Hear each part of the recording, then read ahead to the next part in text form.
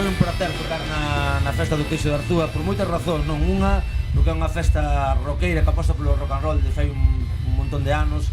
Outra, porque viñamos de público un montón de veces a ver a grupos que admiramos. Foi un pequeno soño cumprido, non? Tocar esta noite aquí na festa de Arzúa, na festa do Queixo. E aparte foi unha noite así un pouco de cans, pero ao final xuntouse moita xente.